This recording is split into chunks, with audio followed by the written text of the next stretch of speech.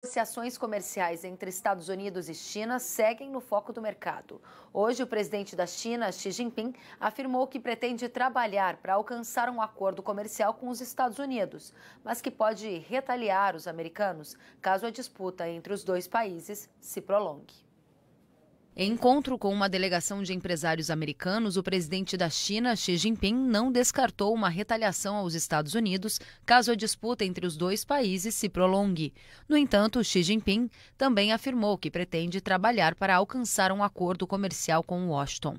Ainda nesta semana, agências de notícias informaram que o vice-primeiro-ministro chinês Liu He convidou o representante de comércio norte-americano Robert Lighthizer e o secretário do Tesouro americano Steven Mnuchin para uma nova rodada de discussões presenciais em Pequim, antes do Dia de Ação de Graças nos Estados Unidos, que acontece na próxima semana. Mas nada foi confirmado oficialmente pelo governo dos dois países. Vamos agora conversar com o diretor da Simconsult, Leone Severo, para analisar as tendências e perspectivas em relação à guerra comercial e os efeitos na formação de preços das commodities agrícolas aqui no Brasil. Leones, boa tarde, seja bem-vindo. Boa tarde, Kelly, boa tarde a todos.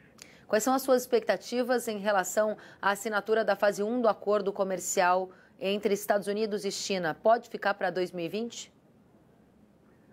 Realmente a situação é muito difícil, né? Ainda mais agora com essa moção do Congresso americano que aprovou uma interferência nos assuntos de Hong Kong.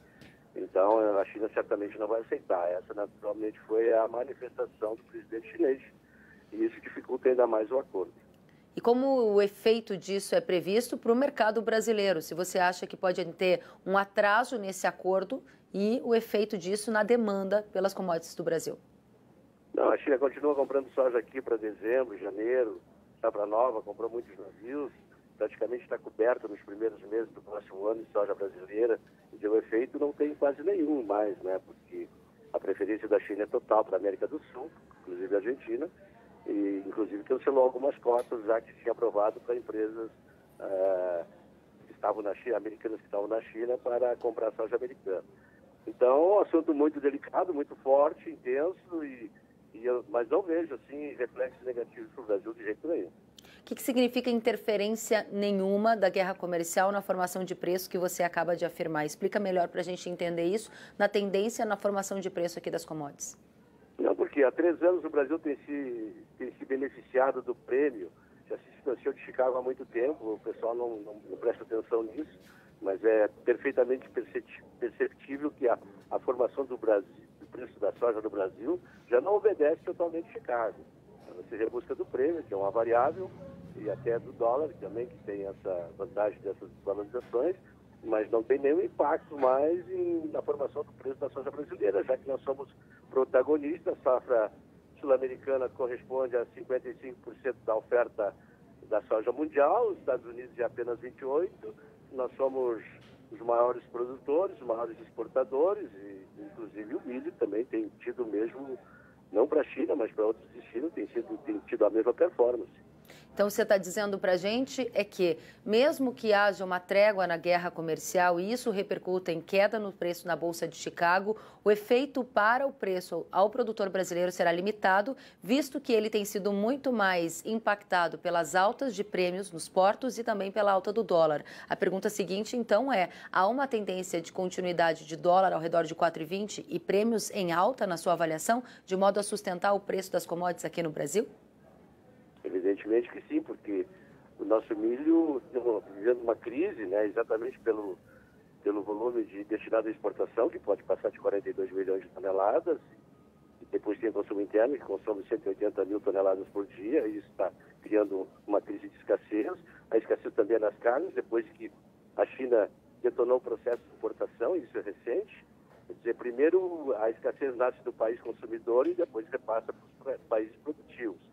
O Brasil está vivendo essas crises, tanto no boi como no milho, e eventualmente viverá na soja.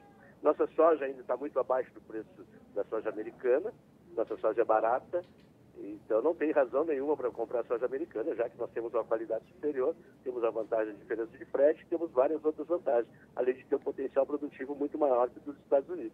Agora, você disse que evidentemente que sim, do ponto de vista de uma demanda externa que aquece as nossas exportações, citou como exemplo o mercado de milho, citou como exemplo o mercado de carnes e disse que há potencial de enfrentarmos também uma crise de escassez no mercado da soja.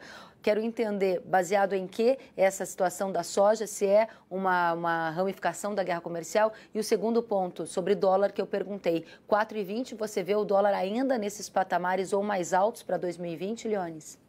O dólar, com certeza. O dólar não tem muito o que cair. Nós temos várias convulsões na América Latina. Tem uma retirada de capital muito forte do Brasil. A taxa de juros do Brasil ficou muito baixa. Deu uma fuga espetacular dos especuladores, que eles se beneficiavam do juro brasileiro. Então, nós não temos nenhuma reparo que o dólar vai continuar ao redor de 4,20 daí para mais. E depois da soja, nós podemos viver essa situação porque nós estamos exportando mais de 72 milhões de toneladas. O mercado interno consome 44. Já são 44 mais 72, já são 116, e esse é o tamanho da safra brasileira. Nós tivemos uma redução da oferta brasileira do ano passado para cá, em cerca de 10 milhões de toneladas, e isso naturalmente está fazendo falta no mercado. Um outro aspecto é também a quebra da safra americana, que isso também ainda é um fator subjacente, mas o mercado já se ressente da falta desse produto. Então nós estamos vivendo esse período de escassez, provavelmente vai se agravar no Brasil, e é naturalmente resultado dos mercados consumidores que entraram em situação de escassez.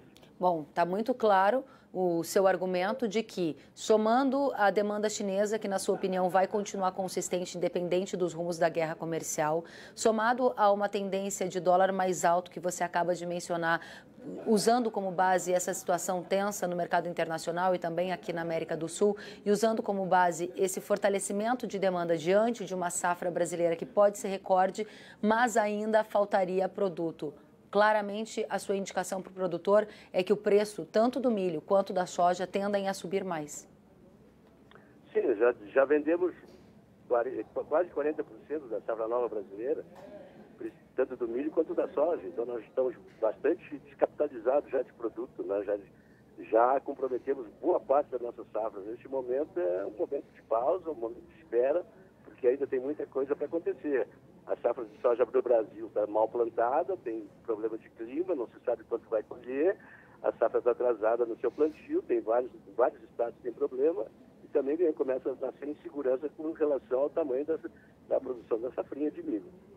Então nós temos uma situação bastante complexa, bastante prejudicial. Nós estamos vendo aí o trigo da Austrália praticamente vai produzir a metade do que produzia. Os países asiáticos consomem 30% do negócio do trigo no mundo. Não tem trigo mais no mundo, não tem milho e também não tem soja.